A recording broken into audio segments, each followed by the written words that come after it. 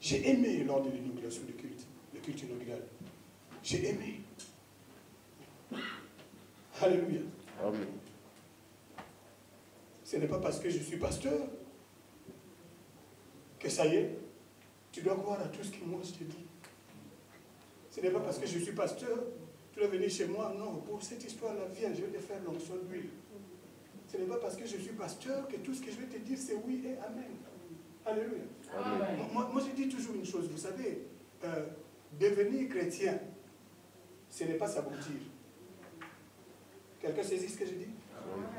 Devenir chrétien, ce n'est pas s'abrutir. Devenir chrétien, ce n'est pas devenir idiot. Non. J'aime ce que l'apôtre Paul a dit. Je chanterai en esprit, mais je chanterai aussi en intelligence. Alléluia. Amen. Je prierai en esprit, mais je prierai aussi en intelligence. Le Seigneur n'a pas commis une erreur en nous dotant de l'intelligence qui nous diffère de toute la création. Alléluia. Amen. Les enseignements des apôtres, bien aimés, soyez libres de rejeter un enseignement qui ne vous convainc pas et qui n'a pas pour fondement l'ainsi dit l'Éternel ou la parole de Dieu. Amen.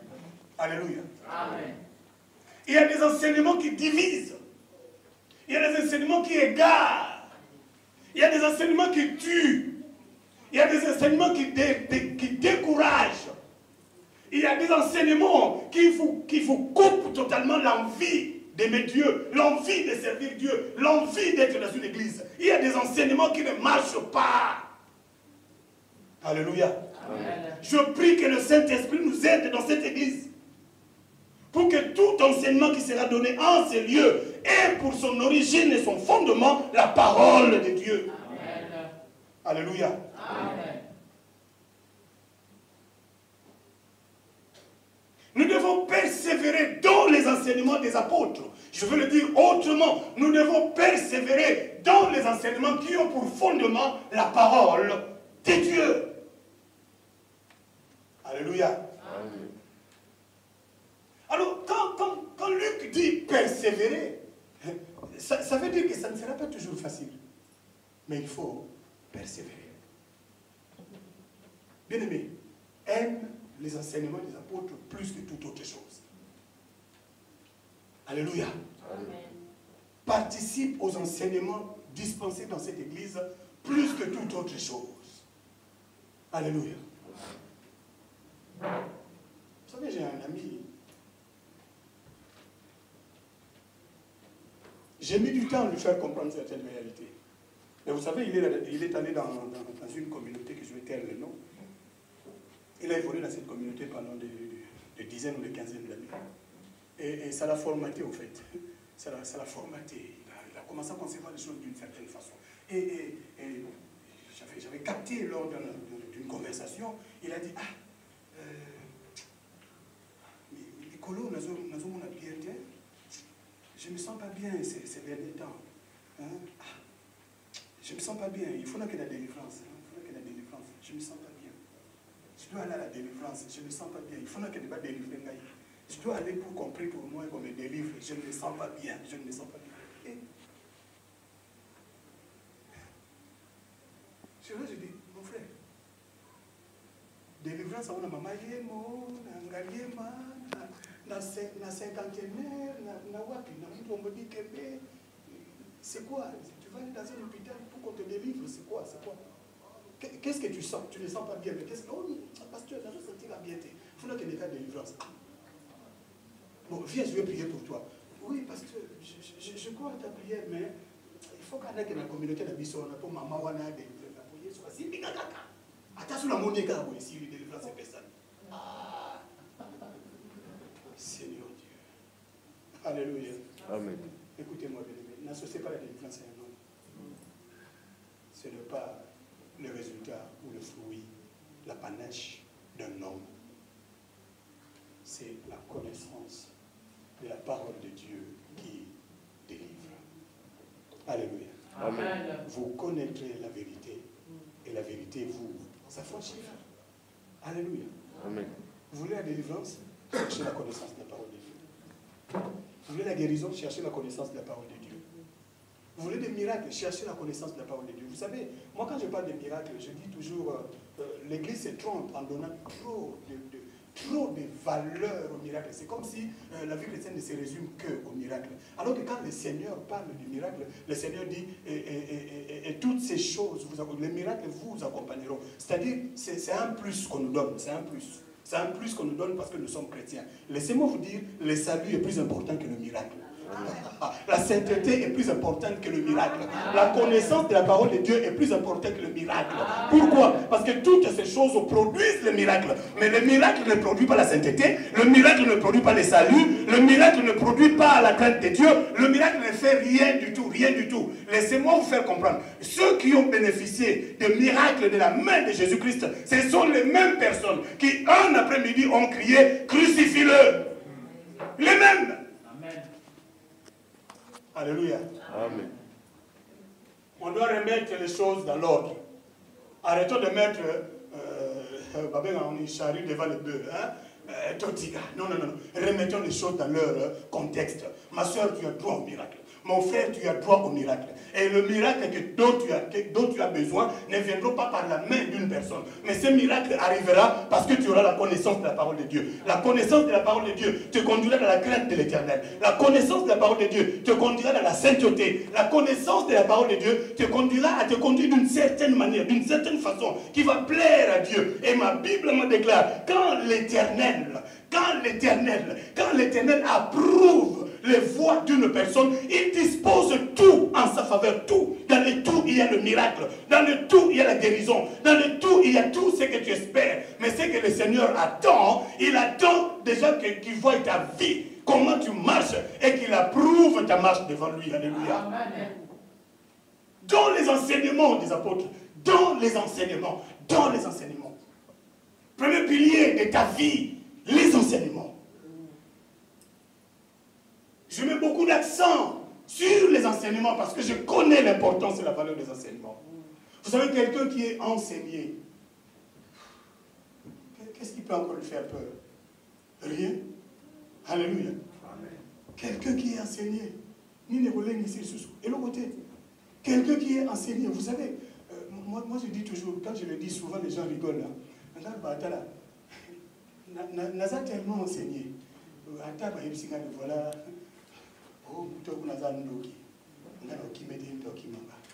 Alléluia.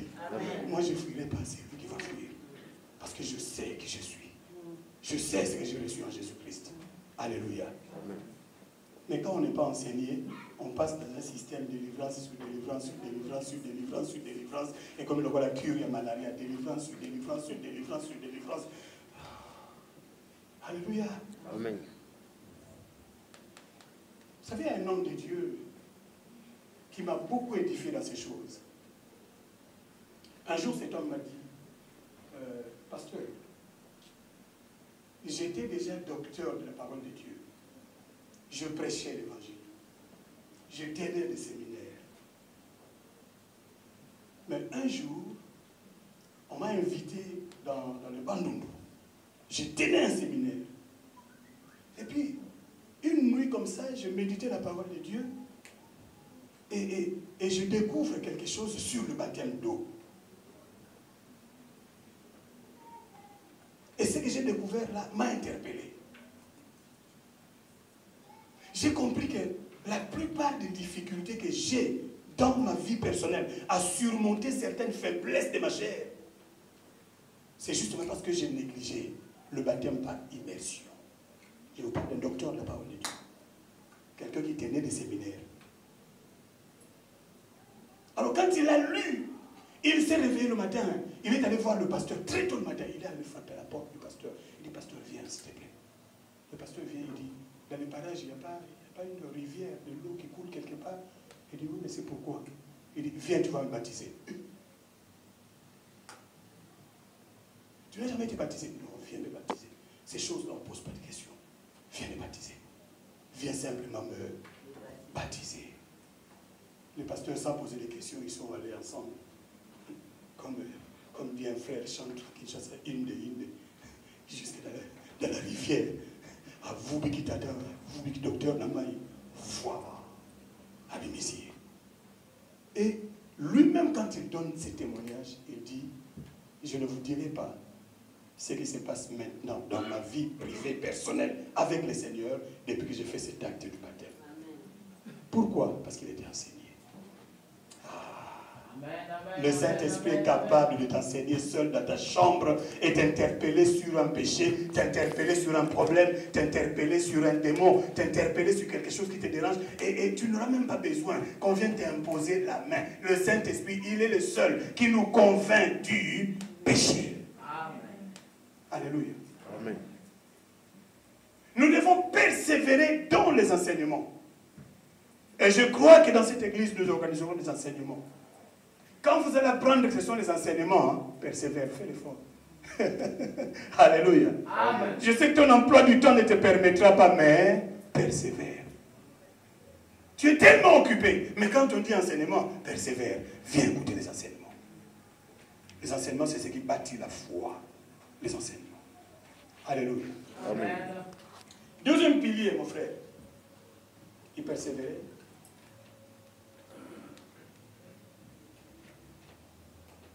Verset 42.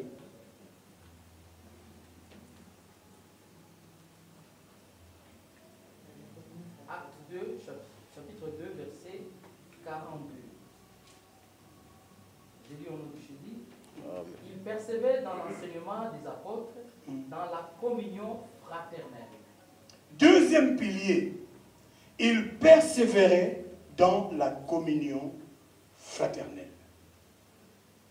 Alléluia. Amen. Il persévérait dans la communion fraternelle. La communion fraternelle. Vous savez, l'une des caractéristiques les plus marquantes de l'Église primitive, c'était la communion fraternelle. Alléluia. Amen. La communion fraternelle.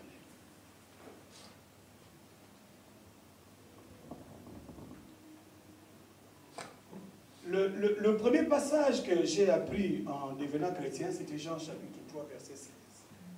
Je pense que c'était le cas pour tout le monde. Car Dieu a tant aimé le monde qu'il a donné son Fils unique, afin que quiconque croit en lui, blablabla, mais qu'il ait la vie éternelle. Tout ça, nous connaissons. Prenons juste le début. Car Dieu a tant aimé le monde qu'il a donné son Fils unique. Les deux bases de la communion fraternelle, c'est d'abord l'amour. Alléluia. Amen. Première base de la communion fraternelle, c'est d'abord l'amour. Tout ce que Dieu a fait pour les humains que nous sommes, il l'a fait parce qu'il nous a tant aimés. Alléluia. Tout ce que Dieu a fait pour nous, il l'a fait parce qu'il nous a tant aimés. Tout ce que Jésus-Christ a accompli sur la terre, il l'a accompli parce qu'il avait tellement de compassion pour les pécheurs que nous étions.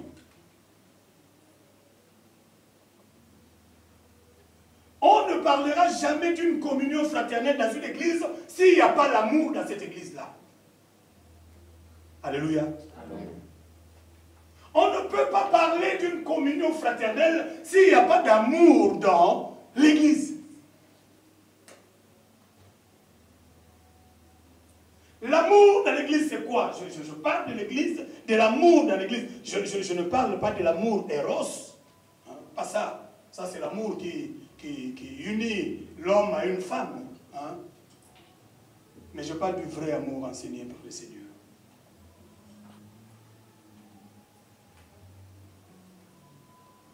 Si l'amour de Dieu envahit mon cœur, si l'amour de Dieu envahit mon être, si l'amour de Dieu envahit ma vie, je ne supporterai pas voir mon frère ou ma soeur dans un problème sérieux et ne pas venir au secours.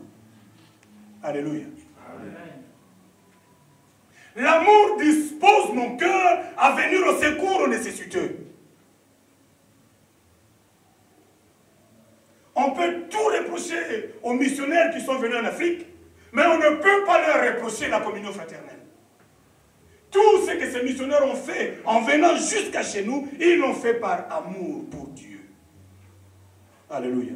Amen.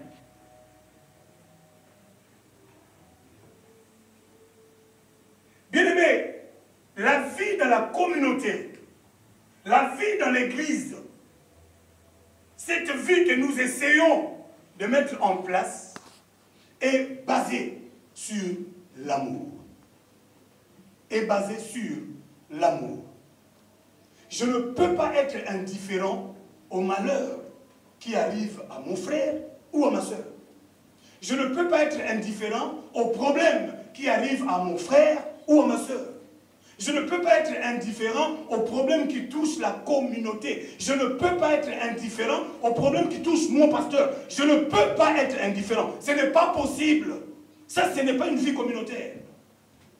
Mais la vie communautaire nous pousse à considérer l'autre plus que soi-même. Le problème de mon frère devient mon problème. Le problème de ma soeur devient mon problème.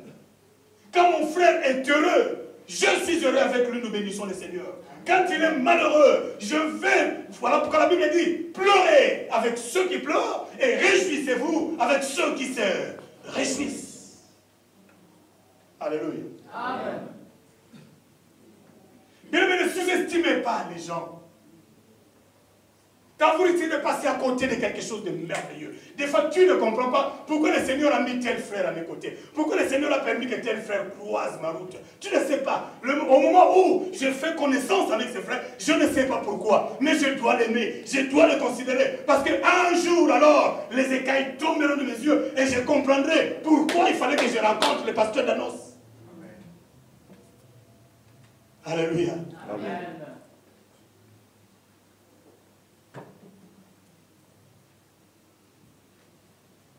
Quand on aime, on donne. Quand on aime, on se donne.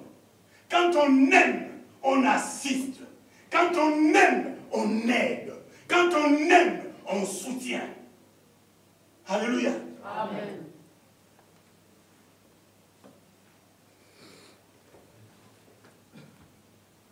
Le vrai problème que nous avons dans nos églises, surtout à nous en particulier les Congolais, c'est à ce niveau-là. C'est à ce niveau-là. Alléluia. C'est à ce niveau-là. C'est à ce niveau-là. Et que le Seigneur nous aide afin que nous puissions retrouver l'amour comme l'ont vécu les premiers apôtres, nos frères et sœurs de l'église primitive. Vous savez, cet amour était tellement vrai, tellement sincère, tellement véritable, qu'ils n'avaient pas besoin qu'on leur prêche. Mais la Bible va très loin. Il y en a qui vendaient leurs biens et qui ramenaient les butins à la communauté. C'était tellement beau, tellement merveilleux. Il n'y avait pas besoin de dire, ah, donnez de l'argent, apportez l'argent à l'église. Moi, j'étais en train de parler au pasteur d'Annonce et j'ai parlé longtemps avec le pasteur Pierre. J'ai dit, écoutez, vous savez, un chrétien qui est bien enseigné, un chrétien qui est heureux dans son église, un chrétien qui se sent épanoui dans son église, un chrétien qui se sent aimé dans son église, on n'a pas besoin de dire donne. C'est naturel. Alléluia. C'est naturel. Vous savez, quand l'amour est encore vrai dans un couple, la femme n'a pas le temps de demander que le mari a déjà donné. Vous comprenez, non? Amen. Avant même que la femme demande, le mari a déjà vu et le mari a fait quoi? Il a donné. Mais si tu vois dans le couple, ça devient, il faut qu'elle demande pour que je donne. Ah, il y a un souci, il y a un problème. C'est que cet amour-là a pris la pluie. Alléluia. La communion fraternelle. La communion fraternelle. Bien-aimés, la vie communautaire sans la communion est une vie triste. La vie communautaire sans la communion fraternelle est une vie très hypocrite. Et l'hypocrisie, c'est ce que je ne supporte pas du tout parmi les chrétiens. Alléluia. Amen. Tu me vois dimanche, tu viens m'embrasser. Ah, mon frère, je t'aime de l'amour du Seigneur. Oh, mon frère, je t'aime de l'amour du Seigneur. Mais tu plus que hier samedi, tu parlais de moi à une autre personne au téléphone. Mais pas en bien, en mal. Mais quand tu me vois à l'église, oh, je t'aime là, Seigneur. Garde-toi, je t'aime là. Rempli d'hypocrisie. Alléluia. Amen. Ce que nous devons savoir, c'est que nous servons un Dieu qui sonde les cœurs et les... Il ne se limite pas à ce que la bouche déclare, mais il va beaucoup plus loin. Troisième pilier, mon frère. On va aller vite.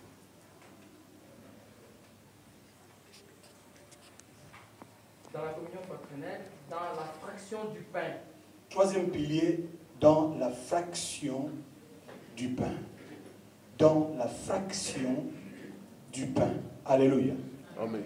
Quand la Bible parle de la fraction du pain, la Bible fait allusion à cet acte que le Seigneur a initié parmi ses disciples, que nous appelons communément la Sainte Seine. Mais cette fraction du pain va beaucoup plus loin que la Sainte Seine. Sa signification est plus prophétique que ce que nous disent les écrits. Alléluia.